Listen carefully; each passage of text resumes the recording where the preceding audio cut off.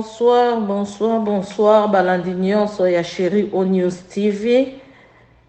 Lelo yo, toye libino sangomoko.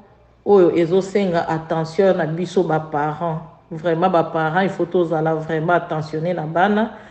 Mais avant to banda émission na biso, tozo senga na bino. Bo s'abonner massivement na chéri au News TV. Bo aimer, bo partager ma vidéo na biso.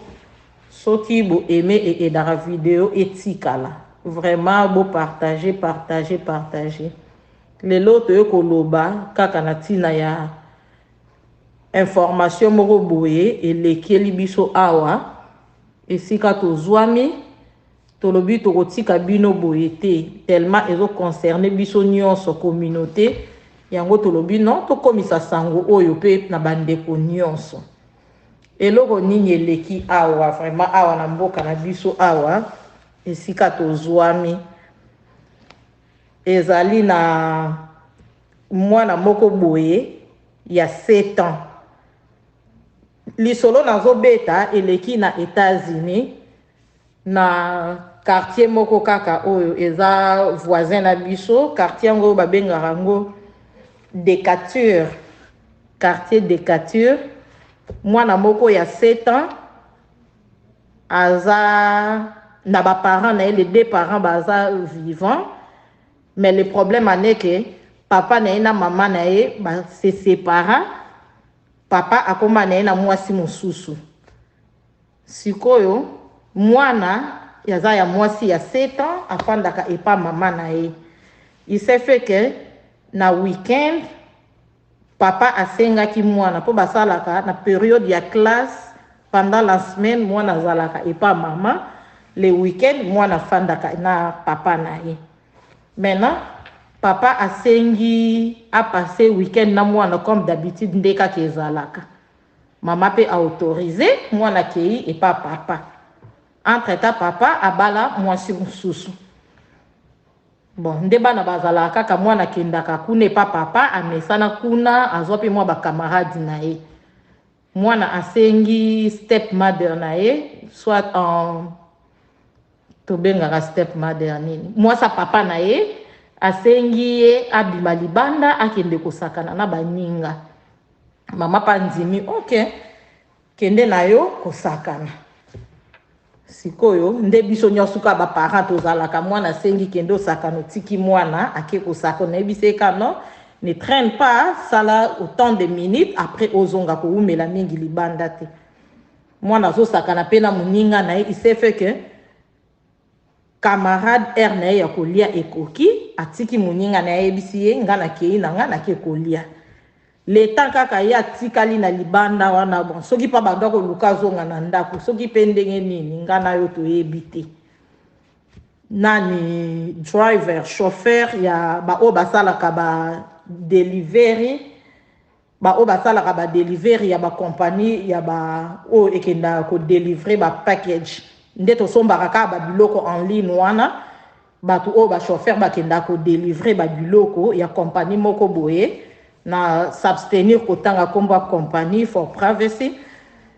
Allez, na kokende ko délivrer biloko a délivrer paquet na famille moko boye ba voisin amoni mwana libanda akamati akinape mwana batu donc ayibi mwana ba enlever mwana batu akena ye quelque part abomiye allez abwaki ye quelque part sikoyo. Il s'est fait que ba parents babandi ko luka mwana babandi luka mwana ba mona te mwana de quoi bimaki libanda mwana azozonga te nde ba informer la police. Maintenant garçon oyo enlevaki mwana à apprendre que bazoko lukisa ye aleye moko akeye tina la police akeye komitika na la police. Mais entre-temps, moi, on a déjà koufi, petite fille à 7 ans. Yango na lingeka kana interpellé mes parents. En tout cas, to veiller sur bana.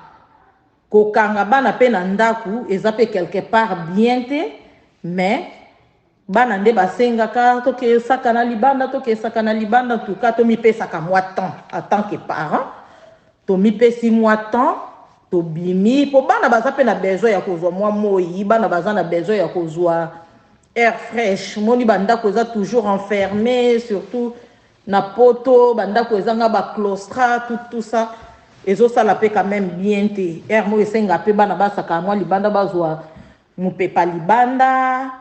Donc, ce qui moi na sengi, tous à la paix toujours catégorique, il faut qu'à bandeni ya ko veiller sur bana. So moi na sengi, to ko komi créer temps, même 30 minutes par an bimala moi na libanda, au tali moi na ndenga zo sakana, même pendant 30 minutes en tout cas, et ça la moi na bien. Et ça la est bien, et ça kaka moi conseil moko na lingaki na loba en tant que ba parent, to e bana ko sala na œil sur bana na biso. Toti kakabana tout tante babimaka libanda sa surveillance bamboka oyo toye oyo tofandi oyo eza bamboka moko nzambe kaka sunga nzambe kaka batela posa nzambe eza mawa mingi tala sikoyo mwana ya 7 ans akei kaka boye siko est-ce que mama na ye ako comprendre po wana eza mbanda aomona kaka ke mbanda tikaki mwana mbanda exposé mwana donc ezo créer ka baba makambo moko boye bien que la police osala l'investigation bien que la police akokanga mutu wana meurtrier atakangi mwana déjà kufi famille perdre mwana donc ba mama ba papa to veiller sur bana po mabe eza mingi na mboka poto esika tozwami.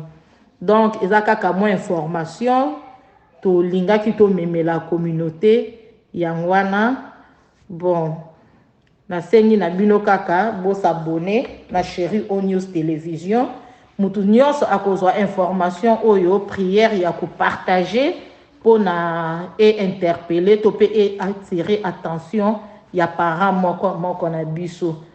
Yangono kutu lelo, awa, na États-Unis batu nyonso lelo balataki ba pink comment est-ce qu'on appelle pink rose batu nyonso donc l'état a interpellé ki batu nyonso tolata ba couleur rose eza lokola tozo support famille wana tozo support mwana wana o akufi eza lokola toza kolela ensemble na ba famille wana toza de cœur na ba famille wana même na ba call batinda ki ba lettre batinda ki ba email bana ba parents bolatsa bana rose pona e la ki sa signe ya unité toza na bango ensemble vraiment nazo ko interpeller biso nyonso en tant que parents to veiller sur bana na biso.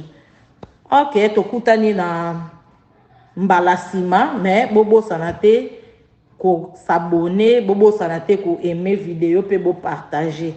Bye bye.